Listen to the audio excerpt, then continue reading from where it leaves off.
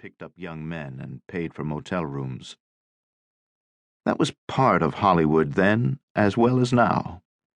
I knew many of the secrets of the sun-washed community that was my beat, and I also guessed that the folks in Hollywood were no better or worse than the people in any other American city.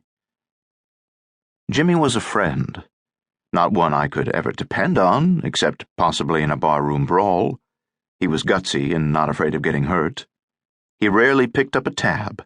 He didn't call when promised, didn't give back what was borrowed, didn't do what he had said he would do.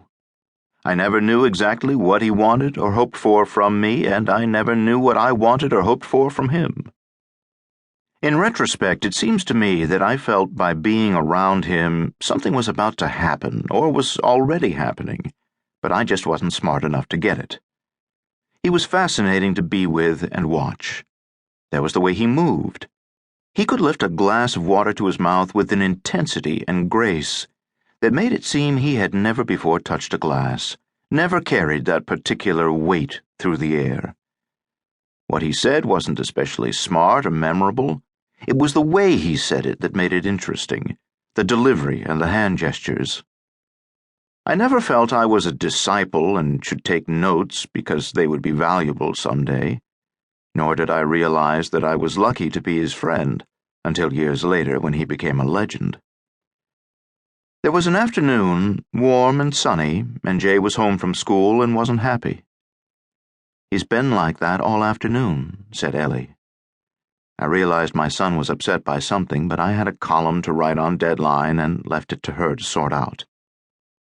Then a few hours later there was the roar of the motorcycle, Jay's shrieks of joy, and Jimmy's arrival. Jimmy saw, even sooner than I had, that something was wrong with Jay, and put aside the packages of ice cream, barely acknowledged my presence and that of Ellie, and took Jay aside. I tried to listen to their conversation, not as a journalist, but as a father, but I could make out little of it. Soon, Jay's smile was back.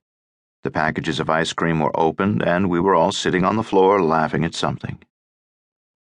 Only a long time later did I learn that the mailman had been frightening Jay with stories about a boogeyman who came in the night and carried off children to eat them.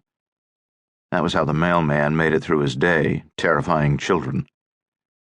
I don't know what James Dean said to Jay to do away with his fears, but he did so casually, effortlessly, and completely.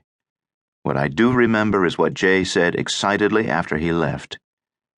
"Jimmy says he can go so fast on his motorcycle that no one can see him."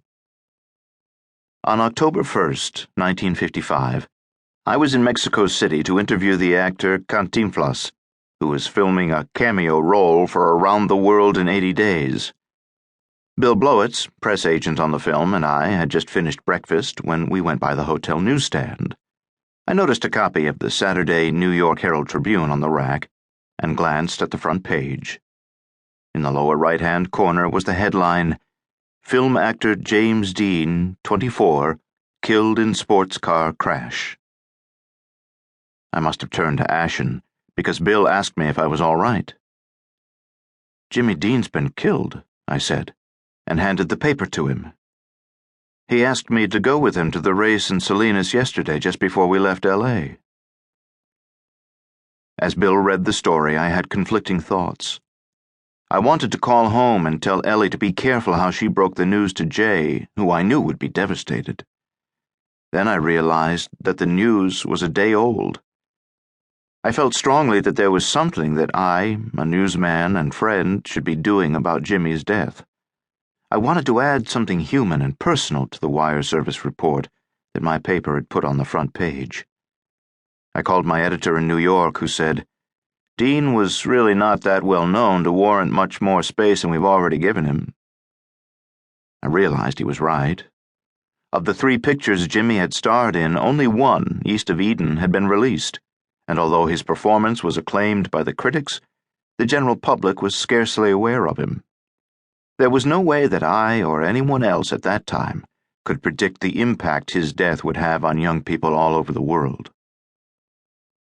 After Jimmy died, his second and third pictures, Rebel Without a Cause and Giant, were released, and his fans grew